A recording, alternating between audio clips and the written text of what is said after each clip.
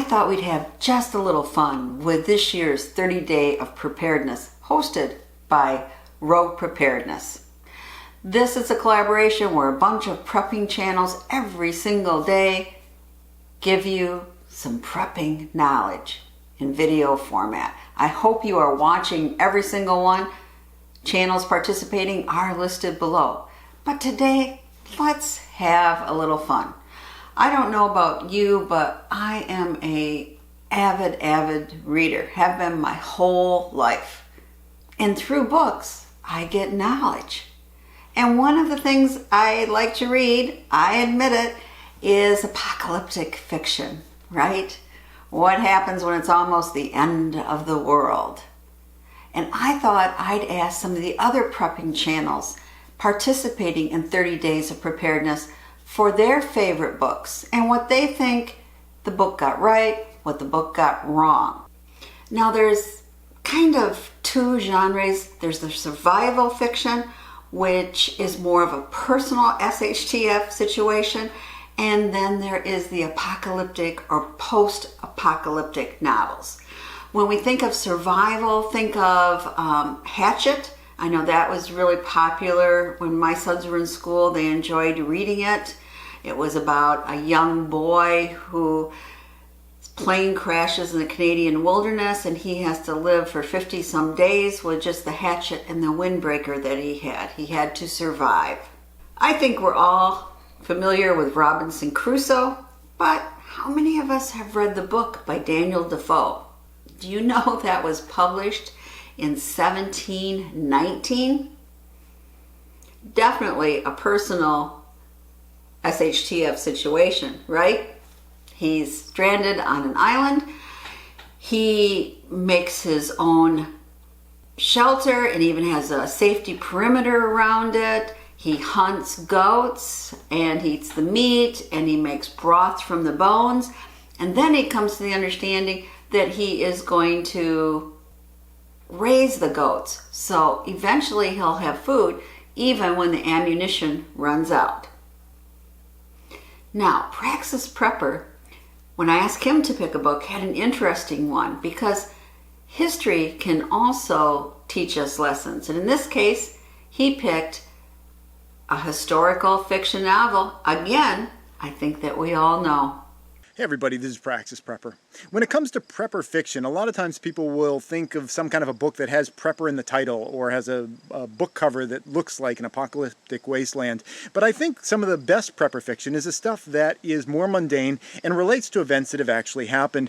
And my favorite prepper fiction book is one called The Grapes of Wrath, written by John Steinbeck. Steinbeck's one of my favorite writers, and in The Grapes of Wrath, he is writing about a family that is undergoing all the hardships that are associated with what so many people were going through during the Dust Bowl and the Depression era in the United States. And I think it's a really important book for anybody who's into prepping and preparedness to read because it gives a realistic look at what life actually was like. It's not a situation where he's hypothesizing about like what it might be like if an asteroid hit the Earth or what it might be like if zombies took over. This is an event that actually happened, and it's also an event that repeatedly tends to happen over and over in our various incarnations of civilization. Civilizations have rises, they have peaks, they have plateaus, and then they have like a collapse or a fall or a gentle fading into the night, depending on the civilization. But the idea of economic turmoil and the idea of hard economic times is something that's kind of almost ubiquitous between cultures all across the planet. So whatever culture you're living in, I think a book like Steinbeck's The Grapes of Wrath is an important read. It gets into all sorts of things, like people getting evicted from their land, people trying to find work, people trying to get food. There's one scene in the story which is, I think, the most wrenching scene in the whole book, and it involves not a main character, it's a side character that one of the main characters comes across, and this side character is in some kind of a tent, and his family's there, and he's got one of his kids there, and his kid is like their stomach is all swollen, not from overeating, but from hunger and malnutrition, and the dad is just beside himself, and he's resigned himself to the idea that he just can't provide for his kids. And if there's not a reason out there to be a prepper, to be into prepping and preparedness and trying to, get ahead of problems, I can't think of a better one than not failing your family. As a provider for your family, it is critical to fulfill that role for them. And, one of the basic parts of that is to be able to have food on the table for your children. And, what an awful feeling that must have been for that character. Now, the character is, a hypothetical person, but they're representative of so many people, who've lived through events like this that had to go through that exact same thing, that, they did not have the resources that they needed. They did not have the ability to create those resources, and they slowly had to watch their children starve to death. That's a situation that I never want to be in real life. And reading about things like that can light that fire under your butt to remind you this actually happened. This is something that can and will happen again at some point. Maybe not in your lifetime, hopefully not in your lifetime. But if it ever does, wouldn't you rather be prepared? And a book like John Steinbeck's Grapes of Wrath can really help you to get prepared by reminding you what's possible. Apocalyptic and post-apocalyptic novels. Some of the famous ones for the masses was The Road by Cormac McCarthy or The Stand by Stephen King. But there is a sub-genre that are prepper novels that deal with the apocalypse or the post-apocalyptic world. Now, prepper novels are often not as well written, and they often detail a lot of supplies and knowledge that you need to know as a prepper. And talking about knowledge when you're reading these books, Lee from Cold War Prepper had an excellent suggestion. Get a 4x6 card or a 5x8 card or something like that, like one of these, and have that readily available. Get some tabs and a highlighter because you're going to need it. I think a famous book that kind of crossed the barriers between prepper fiction and the mass market is 1 Second After by William R. Forstchen. And Titan Preparedness picked this as his favorite novel. Titan Preparedness channel out here today helping out Miss Prepping Potpourri. So she asked me what is my favorite prepping book, and I've got to go with the classic, right? 1 Second After. What do I like about it, right? What is one thing that I really enjoy about this book? Probably the community approach that the people of Black Mountain take after the EMP has occurred. So a big EMP hits, knocks power out, knocks the cars out, knocks the cell phones out, and everyone's just kind of for themselves for the first couple of days. And then they start thinking, right? They start getting together and saying, you know what? This is not the best idea. Shooting thy neighbor for a cup of sugar, probably not the best way to make it through this new world. We've got to come together. We've got to build our forces and build our community so that the majority of us can survive. What do I think that the author and or the characters get wrong in the book? Probably the most outlandish thing besides the EMP is the cannibalistic, devil-worshipping marauders. I believe that there would be people, marauders, come some post-apocalyptic event. I'm not saying he's wrong about that, right? But cannibalistic, devil-worshipping, and they make it to your small mountain town, I'm just not too truly convinced. That's my only, gripe with the book, right? Yes, it is prepping. It is fictional. Yes, it is a fantasy book. But that's the only thing I can complain about, right? I really enjoyed the book. There's some of them out there that are like really far-fetched. That one, 1 Second After is pretty down to earth. The EMP is believable. The story is believable. All the way up to the devil-worshipping cannibalistic marauders. But anyway, if you haven't read it already, go check it out. I've done a review on it on this channel. Many other channels have done the same thing, so go read our review and then read your book, or read the book and then watch the reviews. It doesn't matter. But anyway, Prepping Potpourri, back to you. And Cold War Prepper also said how this novel inspired him. Because of it, I now have whole house solar with battery backup, just so we can keep one of our family members insulin supply cold because one of the characters, his daughter, dies because they don't have any cold insulin or any insulin for her in a post-apocalyptic world.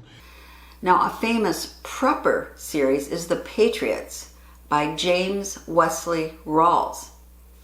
Listen to what Eric from Rule the Wasteland has to say. How you doing, guys? It's Eric from the Rule the Wasteland YouTube channel. One of my favorite SHTF disaster apocalypse novels is Patriots by James Wesley Rawls. It's not even this is particularly a great book. I think he does need an editor pretty badly, but it does hit the sweet spot in terms of describing the descent of society into like actual apocalypse. And that's one part I think that gets pretty well in the book.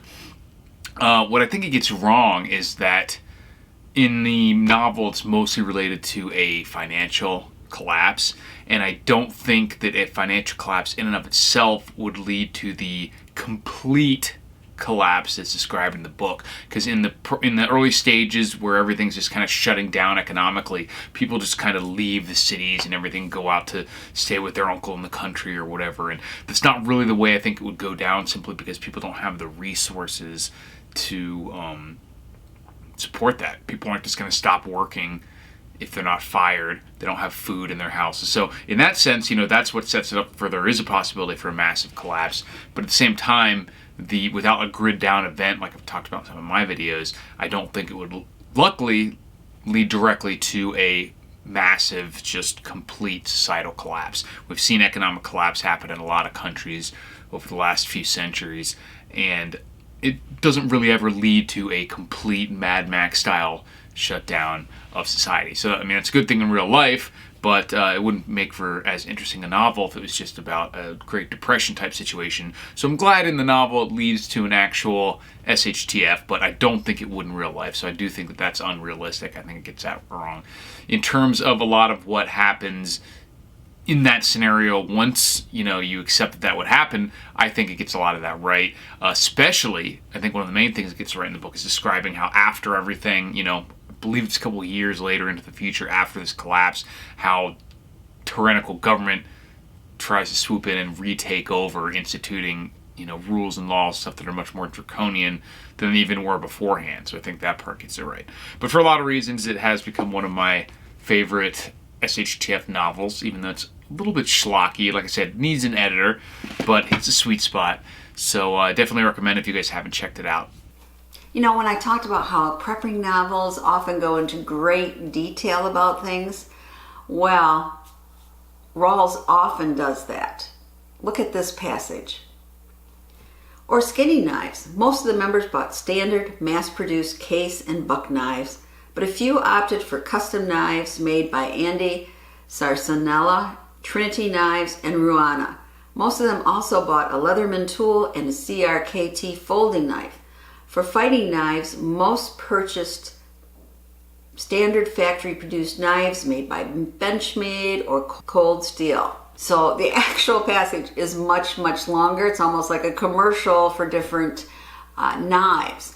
But the purpose is he's trying to impart his knowledge, his prepping knowledge, through his novels.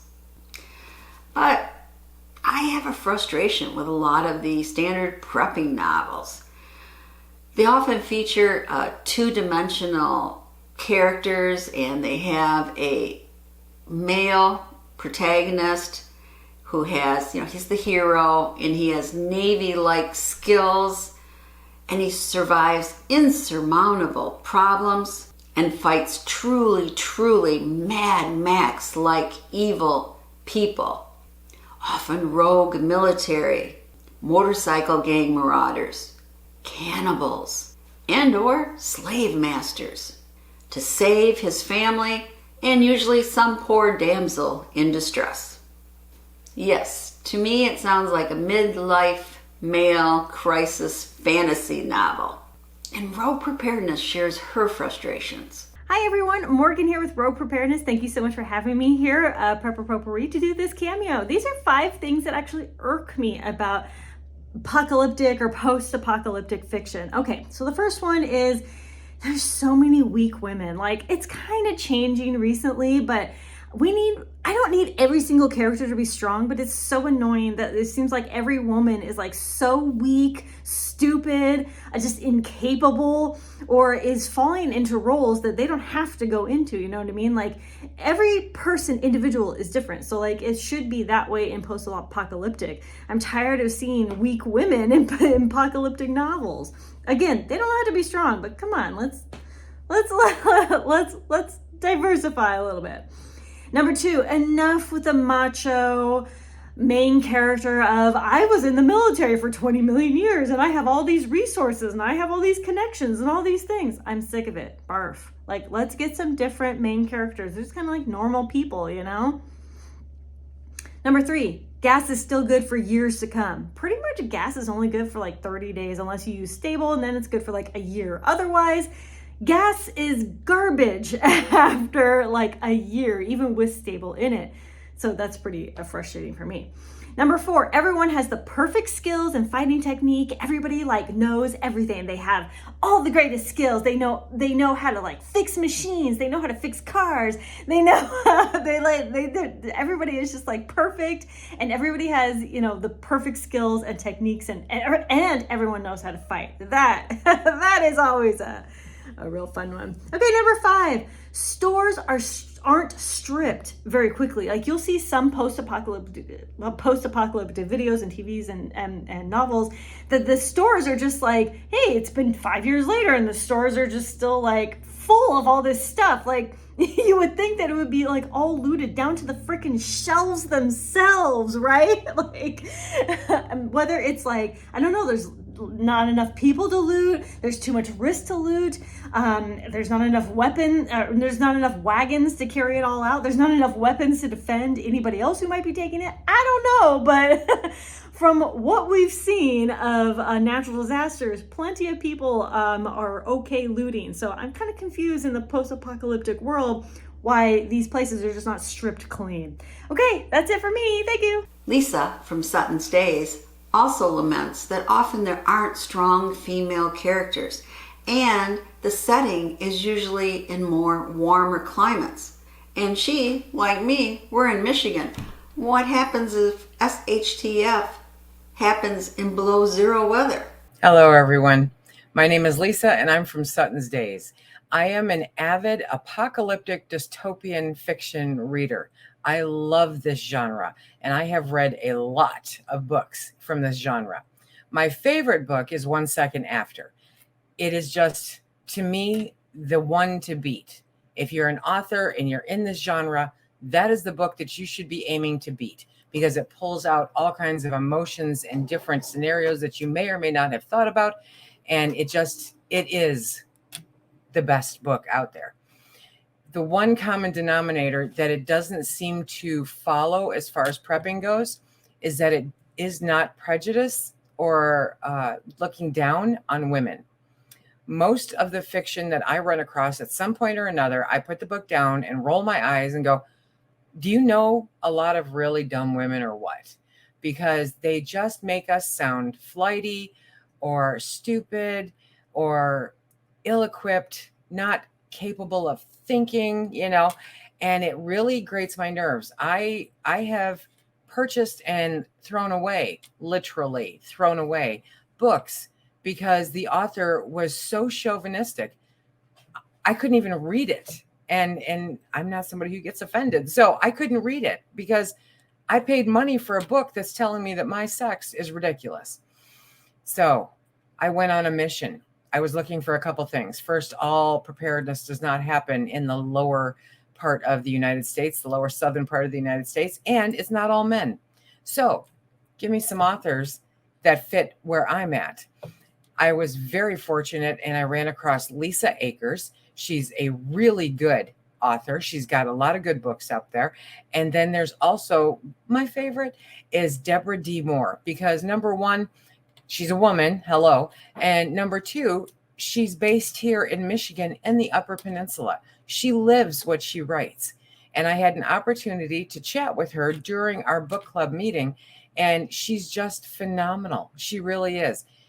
So being able to find authors that don't dismiss women as being weak, I'm seriously tired of the sexual assault, aspect of the entire thing, though I know it is something to consider, and something to be prepared to fight off. It's focused on way too much. They use women as tools in the books instead of as honest to goodness character building people. So if you're out there and you're writing a book, come on, make it a little bit better here for the women. A lot of women are preparedness minded, and we really hope that you start catering a little bit more towards us. If you are interested in women writers, women authors for apocalyptic fiction, definitely check out Lisa Akers or Deborah D. Moore. You won't be disappointed. Surviving in sub-zero or zero temperatures is not covered that much in prepper novels. I just read a series recently called Nowhere, where a man is vacationing in a cabin in the Upper Peninsula of Michigan, and probably an EMP, they aren't sure what happens, takes out everything, right? No communications, no electric sources, his car won't work, and he is stranded in the Upper Peninsula. So the series is interesting, how he survives winter, and without some kind neighbors, he would have never made it. I thought I'd share with you some of my favorite novels for different end of the world type events, and the links to all these novels, the Amazon links, are below. Well, we already covered for EMP. I really do think it is 1 second after. My understanding is there are other books in the series too, but to me this was the best one. So what about nuclear war? Well, this is an older book. It was actually written 4 years after I was born, 1959, and it takes place in Florida. Yeah, again, a warmer climate. This one, warmer climate also. Anyway, it's really good, especially for its time. I found it very interesting, and it's how a community survives. I recommend this. And I just got done reading Never. Yeah, nice thick book by Ken Follett. And this I won't consider an apocalyptic book or a prepper book, but it's just on how many world unrelated events can all of a sudden come together and cause nuclear war. It was pretty scary because it's too realistic. Now, what happens if it's an asteroid or a comet hits the Earth? Well, one of the first to cover that was Lucifer's Hammer, which was science fiction, but it kind of crossed over into the mass market. It was written by Larry Niven and Jerry Pournelle, and it was written in 1977, the year I got married. I enjoyed it. It's very comprehensive. It's not just, what do we do? A comet's going to strike. The comet strikes, and then what do you do to rebuild civilization? Old book, and some of it's kind of dated, but I still recommend it. Economic collapse, I think the Patriot series. We've already heard about that book from Eric, and it follows a group of survivalists through a stock market crash, economic collapse, and a second civil war. Now, cyber warfare. To me, that's a real thing we have to worry about. I mean, it was just MGM, Caesar in Vegas, right? Ransomed again by cyber terrorists. But we also have to worry about cyber warfare from a terrorist group or another country as a form of warfare where it disrupts all of our communication systems and maybe our electric grid too. I enjoyed reading the Cyberstorm series by Matthew Mather. Unfortunately, he just died recently, but this book was good in the series because it's more like a common man who isn't a prepper, really wants to take care of his family, living in New York apartments, right? But luckily, he has a neighbor and good friend who is a prepper, and it's interesting how they help others in their apartment building survive and what they have to do to not starve and to survive this definite apocalyptic event? Well, pandemic. Yep. You know, I remember reading this and seeing the movie a long time ago, Michael Crichton, The Andromeda Strain. And in this case, right, something comes back from the atmosphere and it's alien to us and can cause our death. Our blood coagulates. Anyway, it got me thinking, and then I read the book The Hot Zone, which was not fiction, it was nonfiction.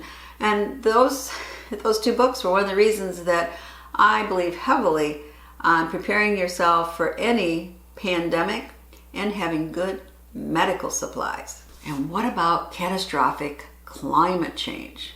Well, a book I enjoyed, it was for young adults, and it's called Dry, and it's by Neil Schusterman and Jared Schusterman. It takes place in California, and what happens when you turn the tap on and no water comes out? And this is from the viewpoint of a young gal who's watching her brother while her parents are away. What do you do? And I really enjoyed it. It made me think, and it also made me very glad that I don't live in California. Now, one of my family's favorite places to vacation is Yellowstone. And of course, when you think of apocalyptic events, right, it's the super volcano going off in Yellowstone.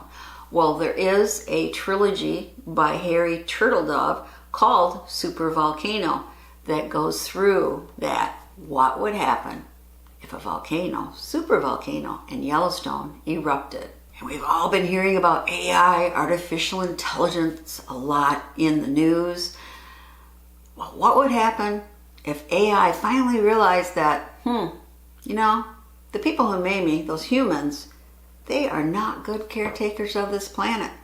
And I think the world would be a better place if they were no longer here. Well, a novel I read some time ago was called Robocapocalypse, and it was written by Daniel H. Wilson, and I think you'd enjoy reading it. And hopefully these type of scenarios stay fiction. And I gotta say, be careful wherever you are. If they're talking about banning certain books, I can understand about having age requirements for certain books, but don't ban books. Think of Fahrenheit 451. I don't want somebody else telling me what knowledge I can have, what I can read. So be careful if that's happening in your community. And Lee from Cold War Prepper has some reading suggestions of novels that he also enjoyed. Arthur T. Bradley, The Survivalist Series, 12 books. He's the EMP doctor. He's the EMP expert from NASA. It takes place primarily from Georgia all the way up to Washington, D.C. My only problem with it is read it for entertainment because it's got zombie type characters in it. I'm not into that. I'm more into the let's learn something from the books. Stephen C. Smith and his Stonemont series, what a wonderful set. He's got 6 books out. It takes place eastern central Kansas City, Olathe area. He gets as far west as Fort Riley. One of the characters goes all the way down to Lubbock. Her dad is a Texas Ranger. Goes down into the Ozarks of Missouri and even Arkansas. He just phenomenal book series.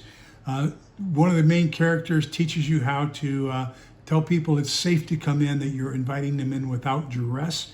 I had never thought of that. What a brilliant code system to use. Angry American, Chris Weatherman. Wow, what a phenomenal writer. He's got a Red Dawn scenario that takes place, but it's primarily fighting against FEMA and DHS. And then the Russians and the Cubans come in across FEMA. Very realistic Red Dawn. Franklin Horton, golly. I wish I had been turned on to Franklin Horton a lot earlier. Franklin Horton has a whole bunch of series out. The Locker 9 series, which is getting home. Then in book 2, he introduces the Mad Mick. Let's call him a soldier of fortune. And that's a 9-book series. Then he's got the Borrowed World series. Great lessons on how to survive. Jeff Kirkman and Jason Ross, they have the Black Autumn series, 10 books. Takes place primarily in Salt Lake City. Wow. talk about how to defend your homestead against all kinds of different things, to include the church. Both Franklin Horton and Jeff Kirkman, Jason Ross, give you a lot of great ideas on what you need to have now to prepare for later. And then finally, there's John Jacob Schmidt, who has the Partisan Operators Journals. I think I have it, yeah, I have it right here. Partisan Operator Journals, notice the tabs. He teaches you HF, continuous wave, Morse voice, single sideband, upper and lower sidebands, communications in a post-apocalyptic world, the real ham, not this modern repeater stuff. So I hope that helps. If you're looking for books to read, these are phenomenal. So what's your favorite apocalyptic, post-apocalyptic, or prepper novels? What do they get right? What do you feel they get wrong? And most importantly, what have you learned by reading these books? Comment below and be sure to watch every single video and 30 Days of Preparedness. All those channels are listed below. And as always, this is Prepper Potpourri saying, share the knowledge.